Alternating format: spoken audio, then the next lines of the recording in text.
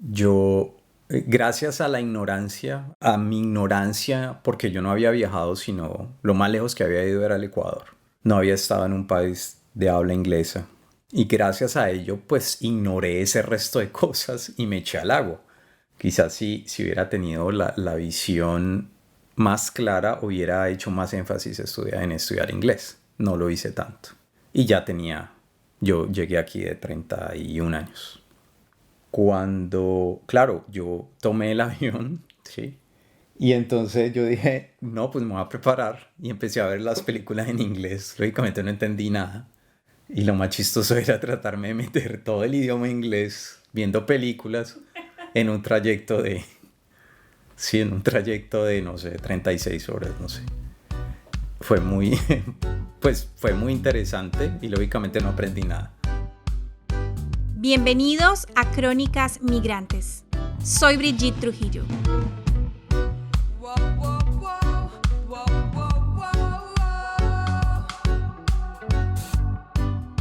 Hay una frase muy conocida que dice que la vida no es esperar a que pase la tormenta, sino aprender a bailar bajo la lluvia. Y creo que esa oración resume un poco la historia de Carlos en Australia. Uno de esos relatos donde las subidas y bajadas chocan entre sí, pero donde la resiliencia es sin duda la protagonista. Carlos tiene 41 años. Nació en Cali, Colombia, y migró a Australia en el año 2011. En ese entonces quería cumplir con dos propósitos. Uno, aprender inglés y dos, estudiar una maestría. Y bueno, eventualmente regresarse a Colombia. En Colombia, Carlos se graduó como ingeniero agrícola, pero antes de viajar a Australia trabajaba como desarrollador de software. Y aunque en su momento ejerció su carrera en Ecuador como ingeniero agrícola, con un emprendimiento sin muchos frutos, el desarrollo de software llegó a su vida casi que por accidente. Un proyecto inteligente liderado por el gobierno de su país que pretendía capacitar gente en el desarrollo de software lo llevó a aprender sobre el tema y de paso aplicarlo en su tesis de grado.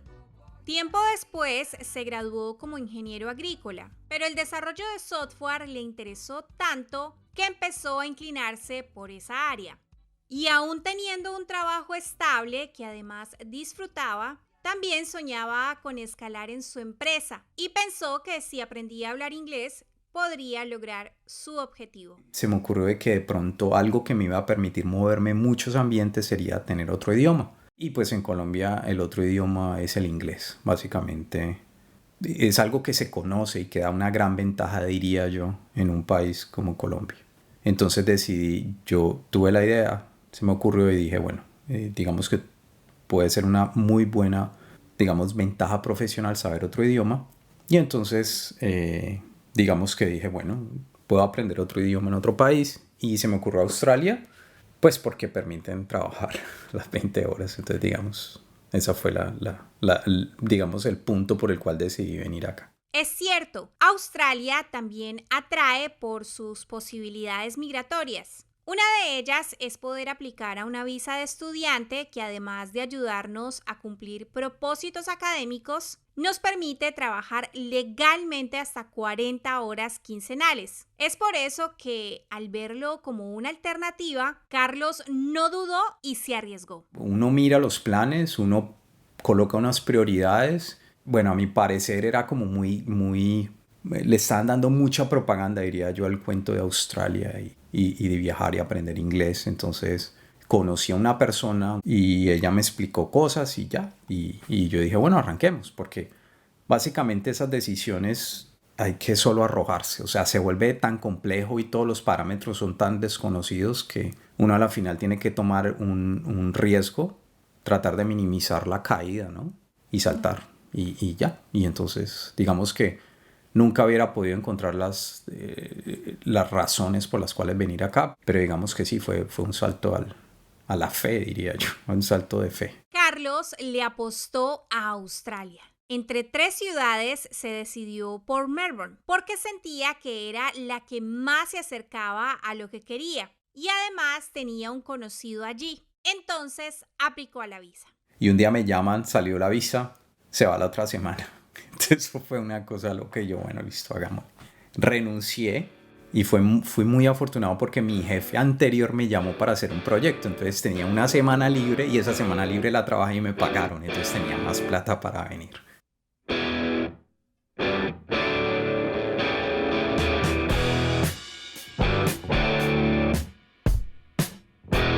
A pesar de que la gran noticia llegó de forma repentina, Carlos igual estaba preparado, aunque su familia no tanto. Eso fue chévere para mí, ¿no? Siempre el que se va es el que la pasa bueno, duro para mi familia. Digamos que no se vio tan claro, diría yo que todo se vio cuando empezó a verse la ausencia de que ya había pasado muchos días, muchos meses, ¿no?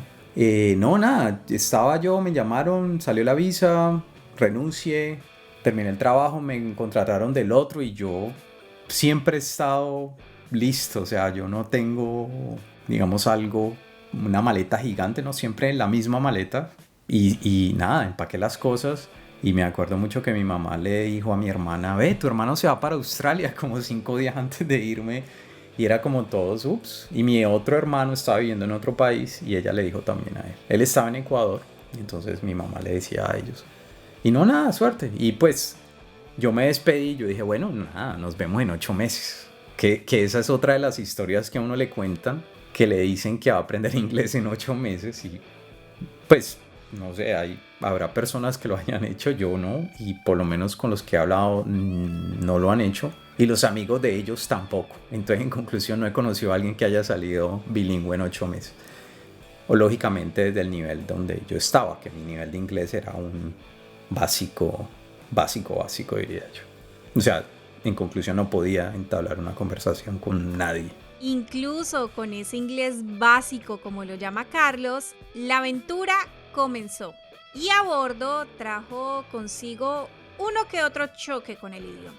Yo, gracias a mi ignorancia, porque yo no había viajado, sino lo más lejos que había ido era el Ecuador. No había estado en un país de habla inglesa. Y gracias a ello, pues ignoré ese resto de cosas y me eché al agua. Quizás si hubiera tenido la visión más clara, hubiera hecho más énfasis en estudiar inglés. No lo hice tanto. Y yo llegué aquí de 31 años. Claro, yo tomé el avión, ¿sí? Y entonces yo dije, no, pues me voy a preparar. Y empecé a ver las películas en inglés. Lógicamente no entendí nada.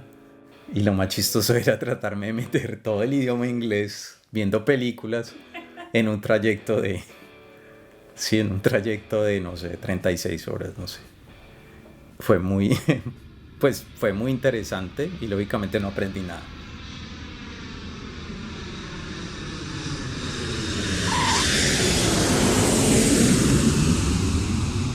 Sumado a su fracasado intento de aprender inglés de manera express, al aterrizar en Melbourne, Carlos empezó a enfrentarse a sus miedos. No sé, yo todavía recuerdo eso y me siento atemorizado. Me da susto el haber llegado acá así. O sea, llegar a un aeropuerto, no hablas inglés, no hablas nada. Medio puedes decir, puedes saludar. Y nada, me bajé y la urbe y una ciudad que te come y un ambiente que es completamente diferente. Y empezás a ver que las cosas, no sé, es una sensación, son pequeños detalles, cómo se comportan las personas, cómo miran, cómo caminan en grupos, cómo dialogan. Uno puede percibir que el ambiente es completamente diferente y uno es nuevo y no sabe cómo moverse en ese ambiente. Entonces es supremamente miedoso. Yo diría que me dio hasta pánico estar en esa situación. Los primeros días en Australia no fueron fáciles. Carlos se sentía muy solo y aunque al principio pudo quedarse en la casa del conocido que tenía, el hecho de no poder contar con un amigo o un familiar cercano en medio de su nueva vida y los cambios con los que tenía que lidiar lo afectaron muchísimo. Solo, completamente solo. Fue Fue duro, sí. Estar solo en esta ciudad es algo que nadie lo describe. Nadie lo puede describir y no es claro la sensación. Es un vacío de saber que a uno, de acá, a que nadie le importa, que a nadie le importa qué pasa con tu vida, si te enfermas, si estás bien, si estás sufriendo. Llegar solo es duro, es muy duro. Me imagino que habrán personas que se adapten mejor. A mí me dio demasiado duro. Entonces, pues estaba solo desde el principio porque el amigo mío, que es ahora mi amigo, en ese tiempo no era nadie, era simplemente un conocido. Pero también el sentirme solo, que a nadie le interesara mi bienestar, de no poder recurrir a mis amigos, de estar completamente aislado de mi zona de confort, fue supremamente duro. O sea, es hasta miedoso estar uno en una situación así. Sumado a los retos de la soledad, Carlos se dio cuenta que el dinero que se llevó para cubrir sus gastos básicos mientras conseguía trabajo no era suficiente, al menos no para sobrevivir el primer mes de estadía. Digamos, una gran desventaja y la verdad eso fue mi falla, porque en la agencia me decían que trajera una cantidad de dinero específica y yo traje la mitad, pero eso fue porque no leí los documentos. Entonces, teóricamente eso quería decir que una vez pisara Australia tenía que estar trabajando. Entonces, eso fue terrible. Y nada, entonces eso hizo que yo, bueno, tuviera que buscar empleo y con toda. Y pues digamos que ahí era hacer la tarea, ¿no? Ir a buscar con toda, hacer la hoja de vida, sin hablar inglés, encontrar algo que hacer para poder pagar las cosas. Entonces yo de una ya llegó un momento, porque estuve como una semana sin trabajar, e hice mis planes. Yo dije, bueno, yo no puedo quedarme a vivir con estas personas porque no les puedo pagar la renta. Me puedo ir a una iglesia y guardo las cosas en algún sitio, alguna bodega, y ahí me voy, miro a ver cómo es el maní, sobrevivo 8 meses y me devuelvo. Esa era la historia. A pesar de que el plan de vivir de la caridad parecía el camino más inmediato, Carlos decidió emprender su tarea de conseguir trabajo en tiempo récord, incluso si eso significaba que tuviera que improvisar. Entonces lo que hacía era, bueno, primero saqué mi hoja de vida, aquí se le llama CV, la llené y empecé a echar pura mentira, que había trabajado limpiando y que yo no sé qué, pero pura paja. Acá siempre requieren que uno tenga experiencia y no importa lo que sea, hay que tener experiencia. Bueno, entonces había que cumplir ese requisito. Lo que hice fue desde las 4:30, porque la primera semana no tuve que estudiar, entonces desde las 4:30 de la tarde me iba a buscar y me metía en los edificios por la parte del parqueadero y buscar el cleaning room, el cuarto de limpieza. Y ahí encontraba a los administradores y las personas y dejaba mi hoja de vida. Y eso lo hice así por todo el CBD, el centro de Melbourne. Y también lo hice en restaurantes. Entonces, como mi nivel de inglés era muy bajo, yo no podía aspirar a trabajar como mesero. Entonces lo que hice fue, podía trabajar limpiando o podía trabajar lavando platos. Y entonces también en los restaurantes me iba ahí y dejaba las hojas de vida. Y lo mismo, o sea, la lucha de entender de qué le preguntaban a uno. Y aquí el café es digamos, una industria, una cultura, una religión para los melbournianos sobre todo. Entonces yo metía el cuento de que venía de Colombia, que el cuento del café, y entonces recuerdo que una vez un señor me empezó a preguntar cosas y al final me preguntó si hablaba inglés, y yo, claro, yo hablo, lo que pasa es que es el acento. Pero uy, esa vez yo me quedé así como miércoles.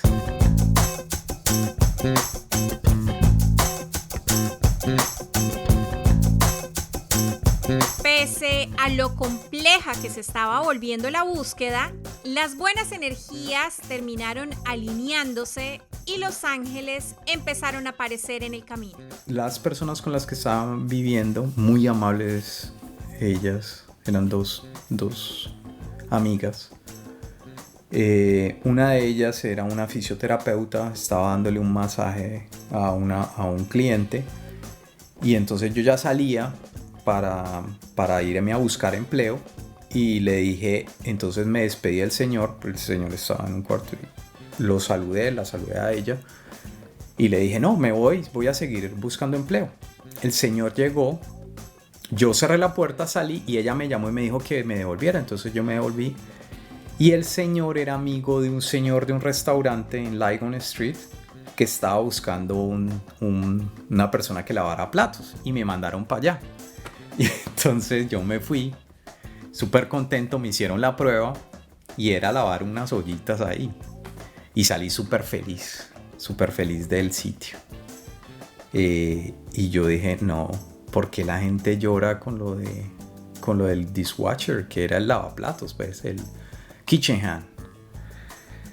Entonces yo era, la gente es muy floja aquí. Y el mismo cuento que le meten a uno de trabajar y yo no sé qué, y que las personas de otros países son súper flojas y que el colombiano es el duro y que yo no sé qué. Yo, bueno, listo, hagámosle. Su plan había salido a la perfección. Carlos consiguió trabajo rápido y ya no tenía que irse a vivir a una iglesia. Al contrario, podía estar tranquilo porque ya tendría con qué pagar las cuentas. Sin embargo, en su primer turno pasó algo inesperado. Al otro día tenía que ir ya, tenía mi trabajo, era a las 5 y me fui. Cuando me toca ese turno. Eso fue una de las cosas más duras y más constructivas que tuve en mi vida. O sea, la forma en que lo tratan a uno, la forma en que las cosas que toca que hacer, al final la persona que lava los platos es el que limpia la cocina. Lavar los platos es lo de menos, es lo más sencillo que hay que hacer. Al final la gente se va, todo queda en silencio y a limpiar con toda. Eso fue durísimo. Recuerdo que la primera noche me dio un ataque de pánico. Recuerdo, si hubiera tenido el pasaje de vuelta me hubiera devuelto. Pero me vine sin pasaje de regreso. Entonces fue horrible, fue una cosa, yo no sé explicarlo, pero uno quisiera morirse ahí. A pesar de ese fuerte episodio, Carlos sacó valor y decidió continuar. Sus sueños de aprender inglés y hacer una maestría no se podían quedar ahí. Incluso, a falta de un trabajo, logró conseguir otro. Y aunque eso implicaba más ingresos económicos, significaba también menos descanso. Me había salido otro empleo que conseguí por internet y tenía que ir a limpiar un bar. Y como no tenía plata, entonces a mí solo me daban lo de lavar los platos los fines de semana y limpiar el bar los fines de semana también. Entonces los fines de semana terminaba a las 6 de la mañana de limpiar la cocina y a las 8 de la mañana tenía que entrar al otro empleo. Terminaba a las 12 y a las 6 de la tarde, 5 o 6 de la tarde volvía a empezar el otro. Y era todo el fin de semana. O sea, el fin de semana casi no dormía. Dormía, no sé, unas 5 horas porque igual entre un lapso y el otro uno no duerme. O sea, desde las 6 hasta las 8 no dormía. Iba a la casa, me bañaba y volvía a salir. Vuelto nada. Entonces, eso fue por como más o menos unos 3 meses que estuve en esas. Y sí, durísimo el ataque de pánico. Pero después de eso, yo creo que evolucioné muchísimo como persona, como ser humano, creería yo. Carlos, a la vez, iba a sus clases de inglés, donde eventualmente empezó a sentirse más cómodo en su aprendizaje. Asimismo, a la larga se dio cuenta de lo duro que es trabajar y estudiar simultáneamente y cómo la falta de tiempo nos lleva a vivir en medio de rutinas. Entré a una escuela que se llama Houghton y fue bien interesante. Uno va progresando, uno no se da cuenta, pero poquito a poco va progresando y va aprendiendo sin darse cuenta. La verdad es que el progreso yo no lo veía pues dramáticamente, o sea, no era muy claro, pero sí uno se iba dando cuenta que iba entendiendo cosas y podía hablar, al menos las personas, los profesores ya les entendía. Recuerdo que en la cocina ya me daban la posibilidad de trabajar todos los días. Entonces, cuando iba a la escuela de inglés, ya tenía que estar pensando, apenas salía de la escuela de inglés me iba a trabajar. Ahí recuerdo que a mí no me había tocado que trabajar y estudiar al mismo tiempo y ahí me hice consciente de lo complejo de la situación de muchas personas. Pero sí, fui avanzando poquito a poco, poquito a poco. Y llegaba, eso sí, mamado, cansadísimo a la clase y bueno, nada, seguir. Es como un piloto automático que uno le pone al cerebro y se acostumbra y sigue. Lo que ganaba los fines de semana no era suficiente. Por eso, para Carlos, poder trabajar todos los días le daba más estabilidad, pero no era fácil. No podía. Entonces claro, yo no quería trabajar las semanas limpiando la cocina, pero tenía que hacerlo. Entonces eso era lo complicado. Entonces, claro, ya empecé a trabajar todos los días y llegaba rendido y otra vez en las noches así. Pero era toda la línea, como digamos que duré en ese empleo como 3 meses y medio más o menos, hasta diciembre. Y en diciembre ya me cambié y me pasé a clinear, a limpiar. Eso fue lo mejor.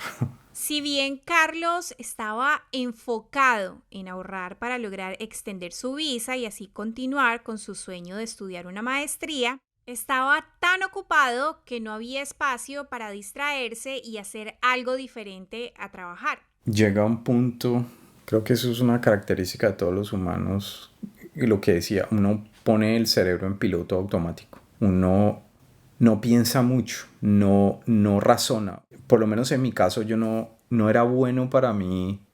No sé si haya sido, quizá haya sido por lo de la soledad, que trataba de no pensar tanto, pero no era muy bueno para mí pensar en otras condiciones sobre las circunstancias en las que estaba en ese momento. Entonces, las circunstancias eran claras.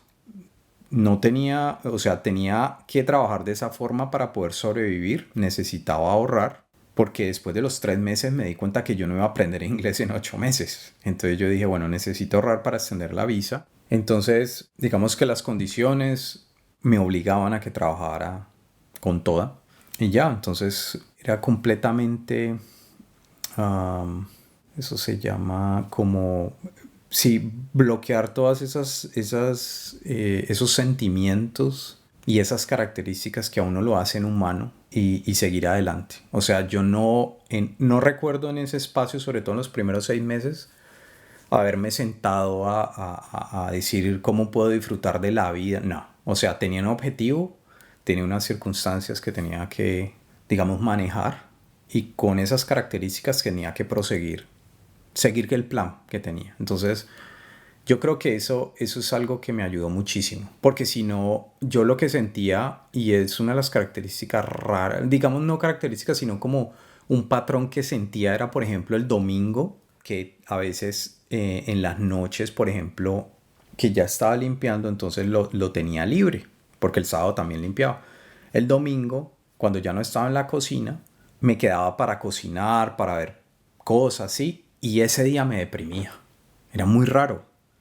Entonces se volvió un problema, porque ¿qué hacía? Lavaba ropa, me ponía a cocinar y cocino, no soy muy bueno cocinando, entonces tenía que llamar a mi mamá que me dijera cómo hacía la comida, todo el cuento, ¿me entendés? Entonces, digamos que eso no me hacía sentir, mal, ¿no? Yo me sentía bien, lo que pasa es que mi comida era terrible, pero ese era el día en que me deprimía, el día en que estaba libre. Entonces creo que también ese tiempo de estar ocupado me permitió ir mejorando y me permitió, digamos, poder solventar esa parte humana que no le puse cuidado, sino mucho tiempo después, cuando ya tenía la posibilidad de trabajar en otro tipo en otro tipo de lugares y hacer otro tipo de cosas, y no ese trabajo duro, porque igual la limpieza también. Digamos que la forma como trabajé después de la cocina, pasé a limpiar, pero entonces a limpiar me tocaba ya todos los días. Pero entonces eran en 2 sitios diferentes. Entonces yo llegaba y trabajaba 2 horas y media en uno, salía, 2 horas y media en el otro, salía, me volvía en bicicleta mamado y quedaba en la PM hasta la casa. Y entonces era un sitio, bicicleta hasta el otro sitio, y del otro sitio volverme. Y se tenía que empezar a las 6 de la tarde. Entonces yo llegaba a la casa a las 12 más o menos, mamado. Y ya, y así era todos los días. Luego de unos meses de trabajo duro, Carlos consiguió un nuevo empleo. algo muy distinto a lo que estaba acostumbrado a hacer. Mi amiga, la esposa de mi amigo, de la persona que me recibió la primera vez, ella trabajaba en un café, me dio una entrevista, me ayudó con una entrevista con la dueña y empecé a trabajar con la dueña y me dejaron trabajar. Ya mi inglés era mejor, entonces, pero trabajaba en un ascensor, usando un ascensor para subir y bajar la comida y limpiar. Y o sea, entre lavar platos, entre limpiar a ese empleo de mesero era, no sé, de decir que uno de esos empleos era el 100% de esfuerzo, este era el 25%. Era una bendición, era un paseo literal. A pesar de que uno está parado 8 horas, ¿no? 6 horas parado todo el tiempo, pero era un paseo. O sea, a mí personalmente me parecía mucho más sencillo.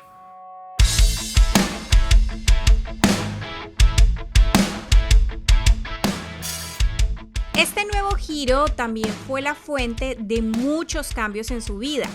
Entre ellos, empezar a hacer su maestría en tecnologías de la información en una de las mejores universidades de Australia, Swinburne University. La maestría acá es costosísima y el gobierno pide que uno tenga un capital bastante significativo para poder, o sea, es demostrarle al gobierno que uno tiene el dinero suficiente para estudiar la maestría acá. Lógicamente eso pasa muy pocas veces, yo no la tenía tampoco. Tenía el dinero para la matrícula, pero no tenía el dinero para demostrar la solvencia. Aquí debemos aclarar que el dinero que Carlos menciona que le hacía falta es lo que conocemos como solvencia económica. En este requisito, en ocasiones obligatorio, el postulante a la visa debe demostrar que cuenta con los recursos suficientes para su manutención mientras está en Australia. Entonces, eso fue pedir plata prestada.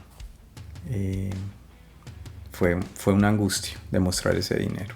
Lo logré demostrar, apliqué y la universidad me hizo un examen de inglés. Entonces, basado en ese examen me dijeron, mire, nosotros le damos, aquí hay una cosa que se llama COE, que básicamente es un documento que migración lee y dice, esa persona va a estudiar por 3 años y le dan a uno la visa por 3 años. Y eso hice. Entonces me dieron la visa como por 3 años, sí, algo así. Entonces ya tenía una extensión larga. Hice el inglés, pasé el curso de inglés y pasé a hacer la maestría. Sin embargo, eventualmente empezó a sentir el nivel de exigencia de sus estudios. Mientras tanto, conoció a alguien quien se convirtió en un soporte importante y le ayudó a hacer más llevadero su camino. Y la maestría era dura, era muy difícil, entonces afortunadamente yo estaba trabajando como mesero y podía cuadrar los turnos, pero había, por ejemplo, ya en ese momento se volvió difícil porque ya el costo de la maestría era altísimo. Entonces yo trabajaba unos días y en los días que no trabajaba era porque era obligatorio ir a la universidad. Entonces me distribuía el tiempo así. Y la carga es muy alta. Entonces aquí muchas personas cuando hacen la maestría, cuando estudian la maestría, se retiran del trabajo para estudiar. Porque es muy alta la carga y es duro. Pero bueno, lo logré. Y estando en segundo semestre conocí a una persona en el café, en el tea room donde trabajaba. Y nos gustamos y año y medio después más o menos nos casamos. Yo diría que cuando yo empecé la relación con esta persona, ya la carga se me bajó muchísimo. O sea, ya hubo un momento, por ejemplo, en la universidad en el tercer semestre que aquí lo que hacen es terminan las clases y te dan un mes para estudiar. Ese mes de estudio, cuando hacen los exámenes, es igualitico en Colombia al ICFES. Uno va a un estadio y es un carnet y tienen que entrar por grupo. Eso es jodidísimo, unos puestos separados y los exámenes son de 2 horas y es durísimo, es súper tenso y también son complejos los exámenes y largos. O sea, uno termina vuelto una nada. O sea, es como estar trabajando todo un día. Entonces recuerdo mucho que se había terminado el semestre y desde ahí en adelante nunca paré. Tenía que entregar como 3 trabajos. Nunca paré de trabajar. O sea, era desde las 8 de la mañana hasta las 8 de la noche, 9 trabajando. en los proyectos. Entonces, estar con esta persona me ayudó que esa carga fuera más fácil y lógicamente, pues digamos que el estrés me bajó muchísimo, muchísimo, sí. Fue muy de buenas por eso, muy suertudo por tener esa experiencia.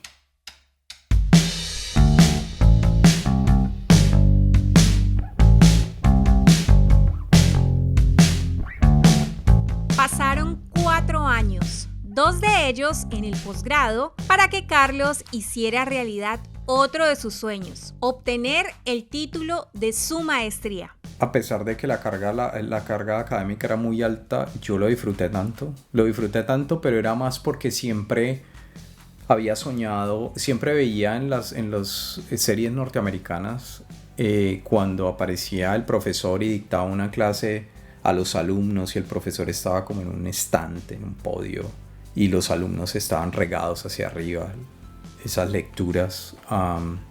Entonces para mí cada vez, yo recuerdo mucho que ponía música, había una banda que se llama The Strokes y siempre me gustaba ponerla antes de ir a clase y me ponía en el mood de recibir clase y era muy feliz por eso. Entonces eso era un sueño que yo tenía y estaba cumpliendo, estudiar en inglés, estudiar en otro país y hacer una maestría era un sueño que yo tenía. Entonces fueron 2 años que tocó que trabajar durísimo, pero la verdad los disfruté mucho. Y en cuanto al trabajo, cada vez que me estaba mamado me acordaba de los platos, entonces para mí era volver otra vez y siempre que pasaba eso es un paseo, entonces no sé, no me pareció tan complicado. Fueron 2 años, por ejemplo, cuando ya entraba en vacaciones tenía que trabajar pues para poder pagarme el otro semestre, pero no, yo lo disfruté mucho. Fui muy feliz a pesar del poco tiempo que tenía. Fui muy feliz en ese tiempo. No sé, ahora en estos momentos, después de que uno siempre, por lo regular, cuando uno ya termina las etapas duras de la vida, uno no tiene ni idea cómo lo hizo. O sea, uno mira atrás y si uno conociera qué hay después o el proceso, quizá uno no tome ciertas cosas, no se meta en ciertas circunstancias. Pero la historia de Carlos en Australia no termina ahí. Me casé, como ya lo había dicho, y ya adquirí los documentos para poder trabajar full time, que eso era, digamos, lo que me tenía bloqueado de poder buscar un empleo en el campo pues en el que había estudiado. Y entonces cuando terminé la maestría, igual también tenía un año y medio para poder ejercer la carrera. Eso es un derecho que lo da el gobierno australiano cuando uno termina una maestría. Pero pues como me había casado con una australiana, lo que me dieron fue, digamos, no apliqué para esa otra visa, sino que apliqué a la visa de partner. Entonces, al tener la posibilidad de trabajar a tiempo completo, Carlos empezó a aplicar a empleos como profesional y le dio un vuelco a su vida laboral. Y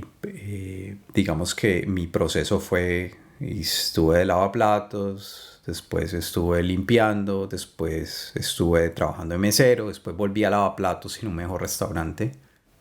Pagaba muy bien, pero era mucho más...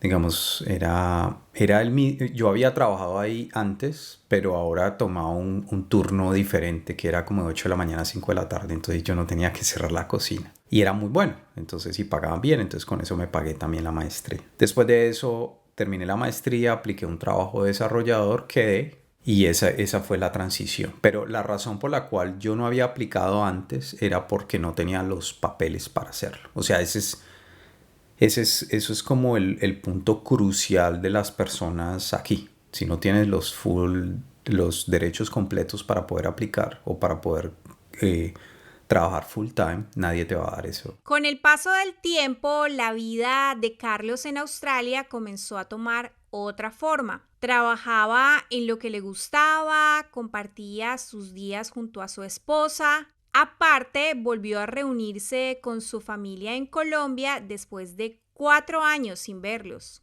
Y por si fuera poco, estaba cerca de lograr la residencia permanente. No obstante, un día normal, todo lo que parecía tan real tuvo un giro inesperado.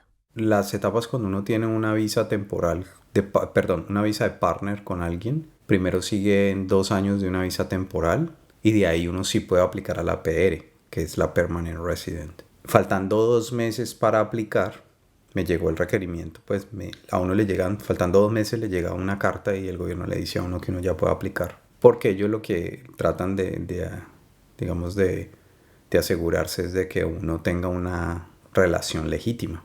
Y faltando 2 meses se acabó la relación. Entonces tuve que lidiar con mi relación, pues el duelo que uno hace cuando una relación se termina, plus sumado todo al mismo tiempo, que iba a hacer con los papeles porque ya no iba a tener papeles. Y eso fue, digamos, algo de las cosas más duras que haya tenido en mi vida y que me tocó digamos, aprender muchísimo. Yo creo que eso fue de las cosas que más me permitieron a mí progresar como ser humano.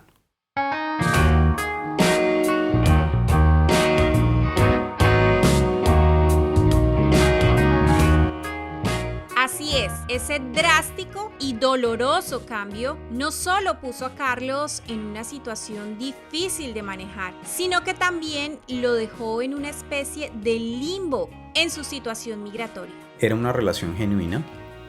Yo estaba enamorado, muy enamorado. Y yo, pues, conocí a una persona, nos gustamos, estamos juntos y aparte de eso tengo la facilidad de trabajar full time y ya puedo aplicar a la visa de PR.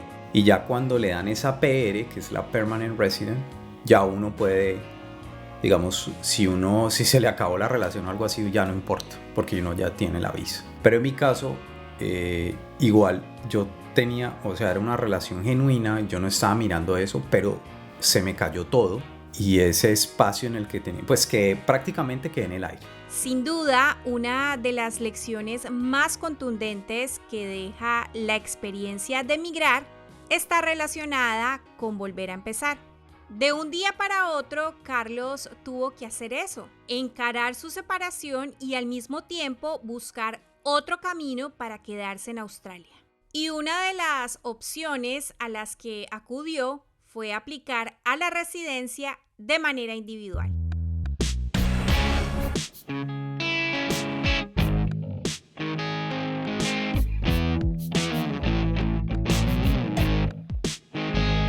En términos generales, y aquí debemos precisar que esta información no es oficial, una de las formas de obtener una residencia permanente en Australia es sumando una serie de puntos que se reúnen cumpliendo ciertos requisitos. Uno de ellos es tener una profesión que haga parte de una lista establecida por el gobierno y que es actualizada en ciertos periodos. Otros factores son la edad de la persona, su nivel de inglés y su experiencia laboral tanto en su país de origen como en Australia. Fue un tiempo muy difícil.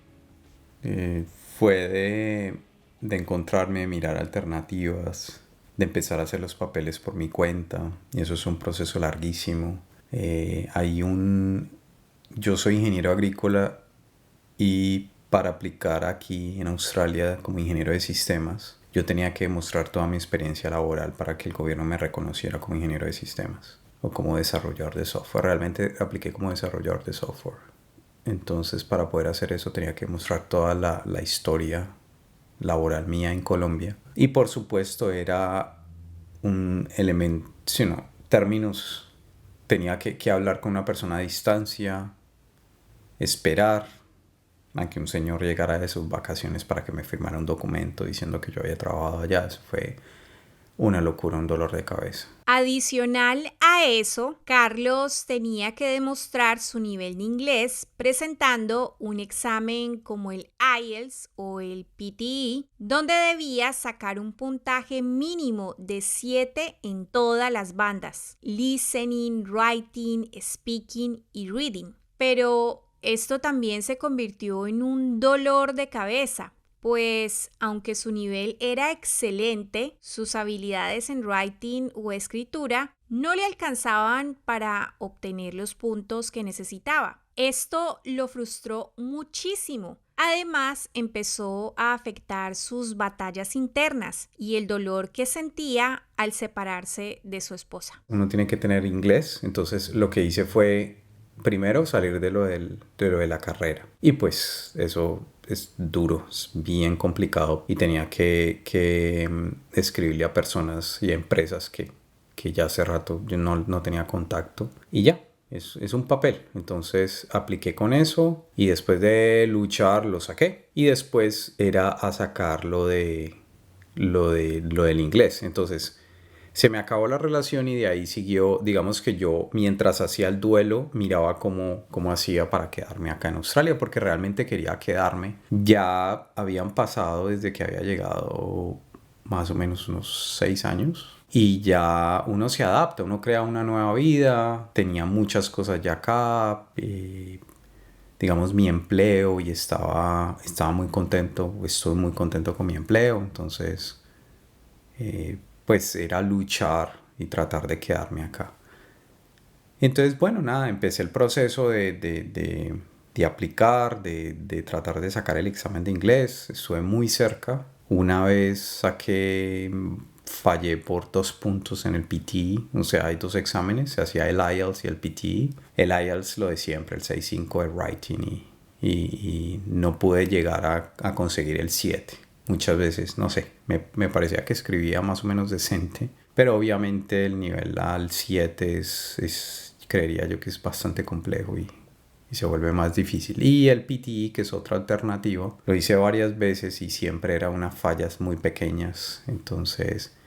Pero creo que más que eso, creo que era mi actitud hacia el examen. Creo que me llené de rabia. O sea, durante ese proceso hice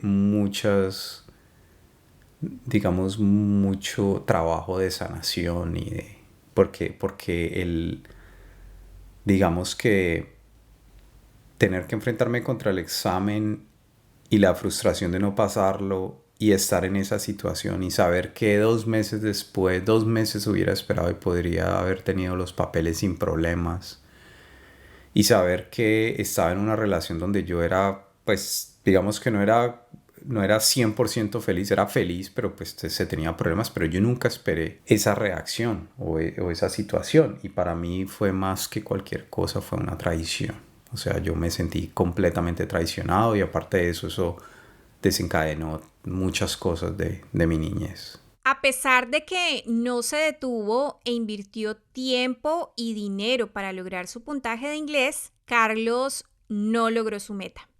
No obstante, no se rindió y al contrario decidió ver su situación desde otra perspectiva y al tiempo recibió una propuesta por parte de su empresa. Durante ese proceso en que iba conociéndome, en que iba experimentando la frustración y todo, yo finalmente acepté mi situación y ese fue cuando yo dejé de luchar.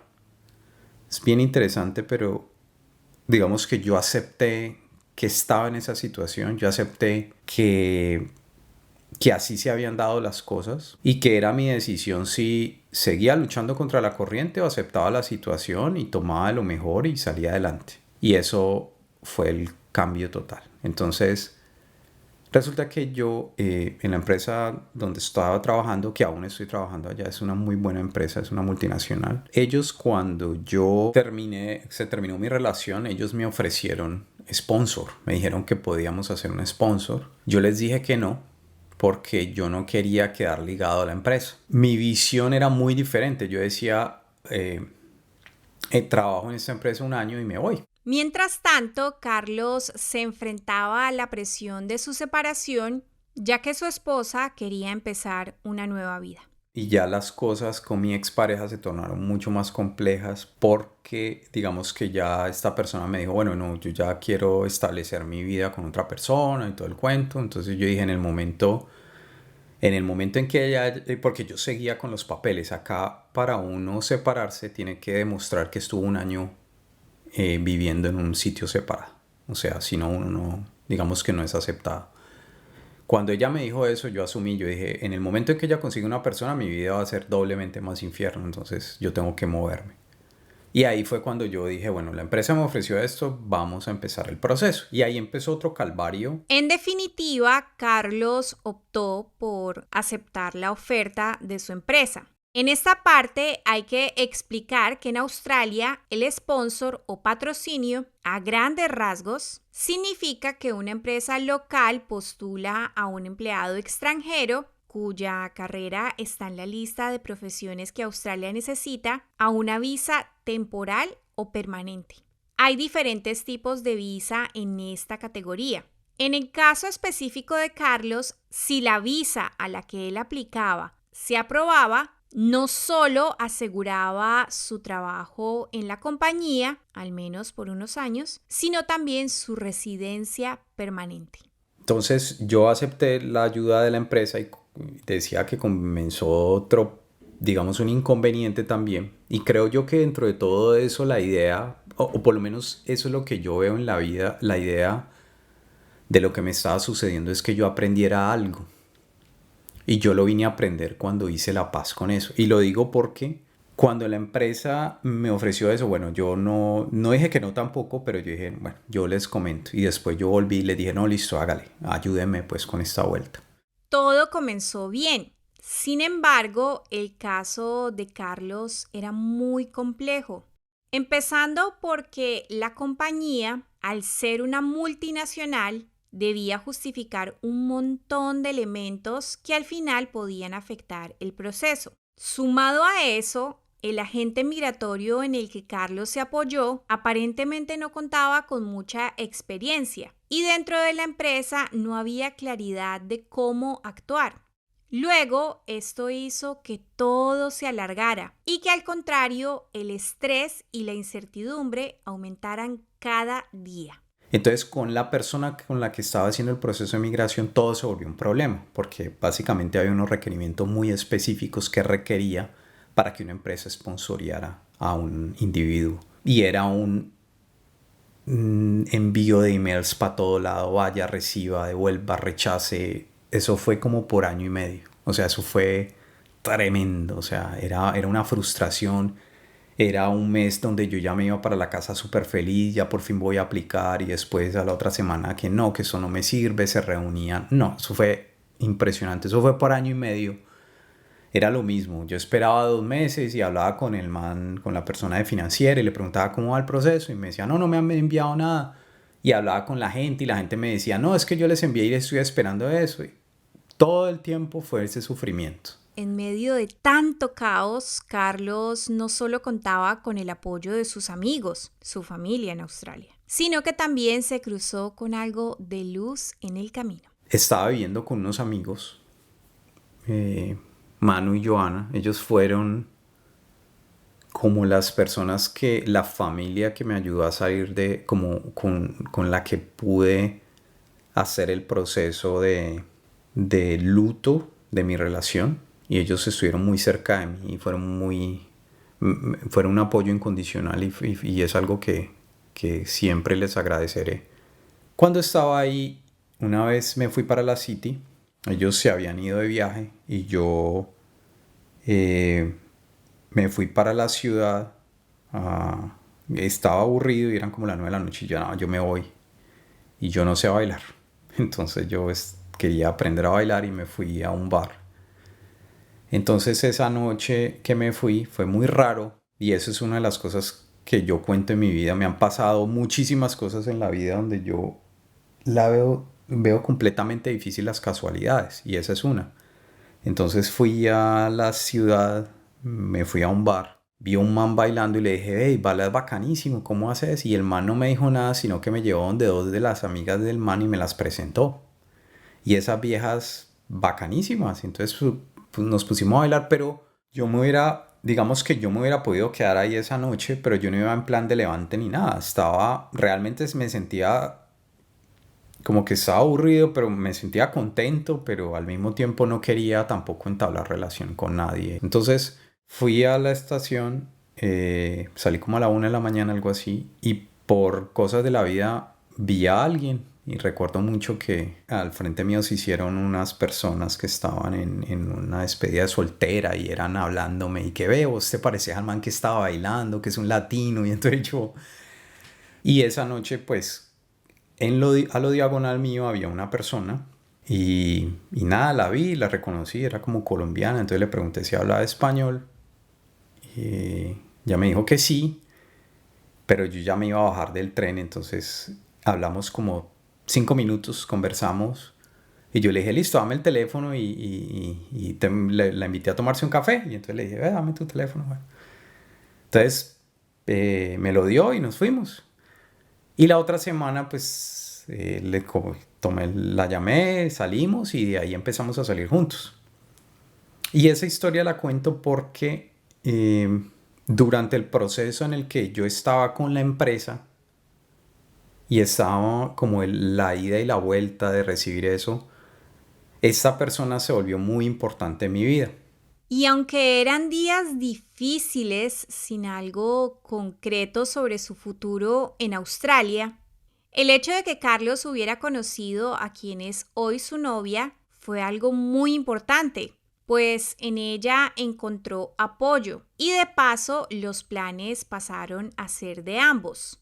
Carlos empezó a aceptar su situación, sanar y al mismo tiempo tomó una decisión que le daría un giro total a su vida. Esa persona se volvió muy importante para mí y ya digamos que ya empezamos a salir más y ya la decisión de qué iba a hacer o cómo iba a hacer ya se volvió nos volvimos los dos, se volvió una relación seria y llegó un momento en que en la ida y vuelta de los papeles, de la visa y todo el cuento, yo dije, bueno, acepto mi situación, que esa fue la transición. Yo acepto mi situación, acepto lo que me está pasando, acepto que no pude obtener los papeles, faltándome ese poco tiempo, acepto que el examen de inglés lo detesto y no lo quiero hacer y acepto mi situación, lo acepto. Y le di gracias a Dios y le dije, bueno, si es esto, listo y sigamos adelante.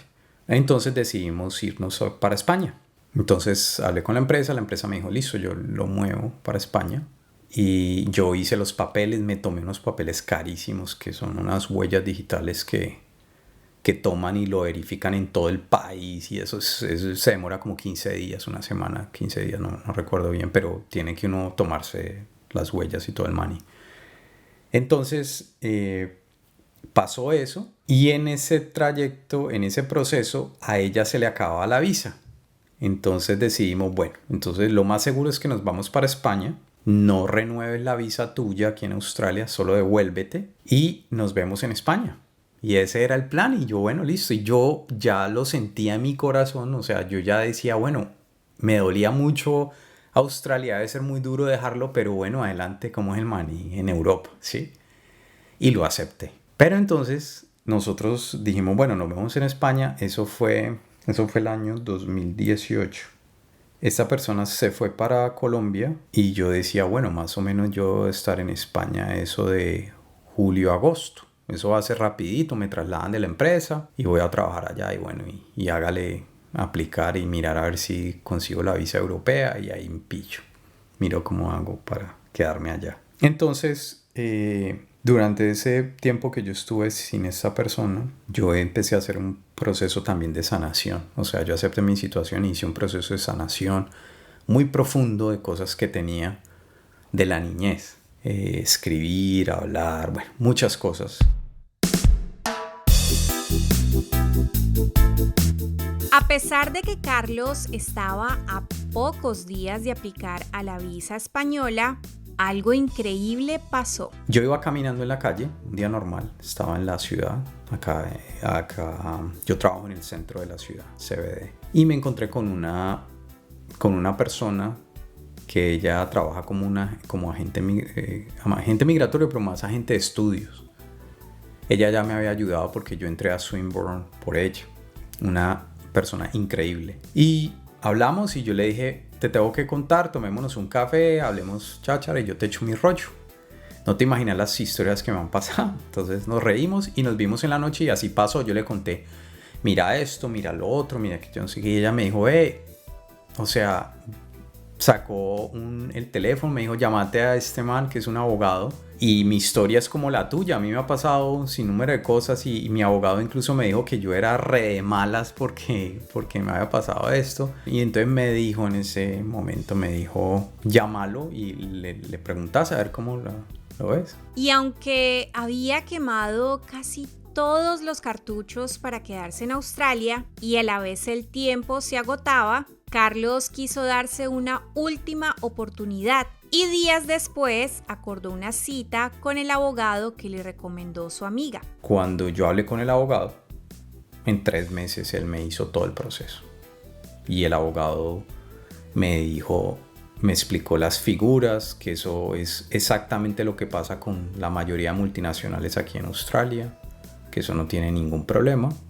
Él me solucionó el problema y la empresa me sponsorió. Una vez eso pasó, pues la vida cambia porque uno no proyecta nada, uno no tiene la posibilidad de decir, bueno, voy a ahorrar para hacer eso, lo otro. No, es llevar la vida en una maleta todo el tiempo y saber que en cualquier momento se tiene que ir. Y eso se prolonga ni por un día, ni por una semana, ni por un mes, se puede prolongar por años. Y eso es básicamente lo que me pasó a partir de que la relación se me acabó.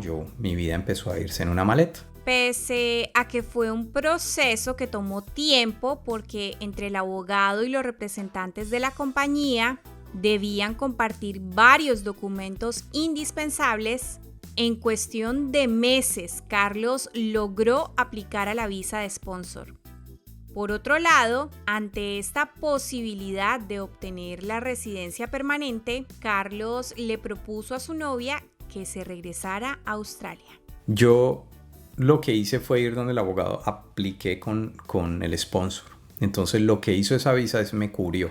Es llamada, cuando uno aplica, ellos entran y dicen, bueno, vamos a revisar si esta persona, la empresa la puede sponsorear. Una vez eso, hay una visa que se llama la Bridging A y lo protege a uno. Esa Bridging tiene unas restricciones, entonces uno no puede salir del país. Ya teniendo esa visa, entonces eso pasó como por el mes de noviembre del 2018. Y en ese momento, porque es una parte que fue crucial, mi pareja, que estaba en Colombia, que se supone que nos íbamos a ver en 3 meses, ella me dejó en abril, se supone que yo iba a estar con ella en España en junio, julio, agosto. Ya, entonces ya habían pasado 7 meses, casi 8 meses estuvimos separados. Cuando eso pasó, todo cambió. O sea, una vez yo hablé con el abogado me dijo que sí se podía, que no había problema. Yo le dije a mi pareja, bueno, tenemos que volvernos a reunir y tú te tienes que devolver. El siguiente paso entonces fue que su novia aplicara a una nueva visa de estudiante, viajara a Australia y así se uniera a esta nueva visa. Sin embargo, este fue otro proceso que tomó semanas. Y para ella empezó otro viacrucis, porque ella se fue, pero para volver otra vez a Australia uno tiene que demostrar que va subiendo de nivel con los estudios a los que viene. Y la complejidad de eso era porque yo aplicaba a mi sponsor, yo tenía mis papeles, pero para poder que los dos estuviéramos juntos acá, teníamos que aplicar juntos a la visa de Permanent Resident. Y ahí fue cuando el abogado hizo una jugada maestra y él lo que decía era, bueno, cuando a usted lo llamen ya de migración, ahí metemos a su pareja. En esta parte hay que decir que durante la evaluación de la aplicación de una visa australiana, el postulante puede agregar a miembros de su familia a la solicitud, por ejemplo, su pareja. Asimismo, para seguir avanzando en la obtención de su residencia permanente, Carlos debía esperar a que el Departamento de Inmigración le notificara que su proceso estaba cerca de una resolución. Entonces, nosotros nos volvimos a reunir después de 8 meses, se suponía que eran 3 meses, nos volvimos a reunir, regresamos a Australia y a ella, por cosas de la vida, le dieron la visa para venir a estudiar un curso que logró demostrar que era pues un poquito más de nivel del que ella ya había hecho. Y teniendo ya esa visa, más o menos unos 6 meses después, el gobierno me llamó y me dijo, revisamos los papeles, por favor, hágase los exámenes.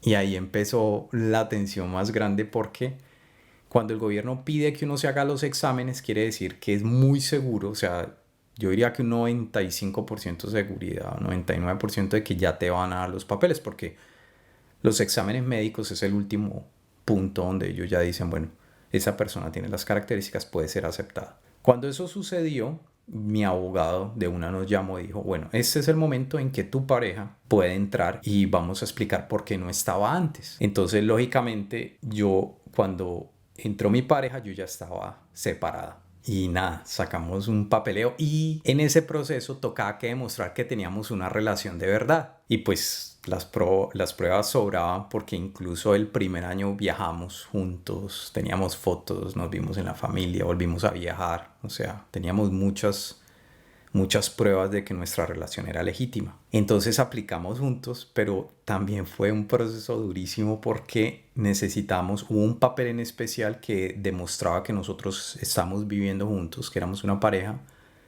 y ese papel no salía y el departamento que lo procesa cometió varios errores. Nosotros pedimos una extensión para poder adicionar los documentos, los metimos y ya, y esperar.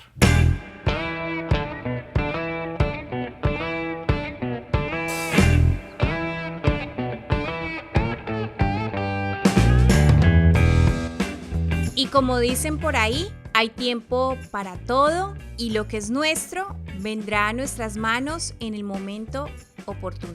Y nada, en septiembre obtuvimos la PR y fue una cosa pues magnífica, ¿sí? Y ya, y ese fue el proceso, y digamos que uno ya ahora tiende a como dejar esos recuerdos en el pasado, ¿sí? Que enseñaron muchas cosas, pero fue algo muy bueno, muy doloroso, pero algo que trajo un sinnúmero de cosas positivas en nuestras vidas, en mi vida especialmente, donde uno tiene que aceptar su situación y uno tiene que decir, bueno, aquí estoy y vamos a luchar para lo que sigue. Hacerse la víctima creo que era lo más tenaz, y creo que era lo que la vida trataba de decirme. O sea, yo daba por un lado y el otro, y yo decía, bueno, listo, ya no soy una víctima, y empezaron las cosas a cambiar. Una cosa también que me ayudó muchísimo fue el proceso de sanación, que eso me catapultó, y debo seguir también con muchas cosas que debo mejorar, y ya. Entonces, digamos que ese fue como la parte en donde toda mi historia en Australia, digamos, pasa a otro nivel, cuando uno ya puede establecer su ruta su camino, su ruta de trabajo, su ruta de vida, hacia dónde va, qué quiere, cómo se va a establecer, si va a ahorrar para comprar una casa, qué va a estudiar.